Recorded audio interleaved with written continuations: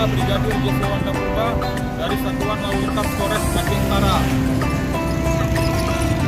Mohon izin melaporkan H+4 Hari Raya Idul Fitri tanggal 25 April 2023 kira pukul 15.00 WIB, tepatnya di pos pelayanan Lebaran Operasi Ketupat Selawah 2023. Dapat kita lihat bersama arus lalu lintas dari arah Medan ke Aceh masih terpantau ramai lancar.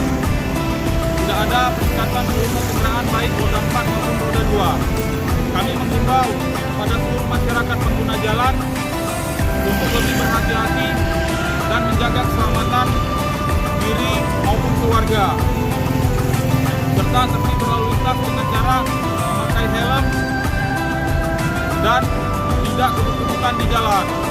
Sayangi diri, sayangi keluarga. Stop pelanggaran, stop kecelakaan.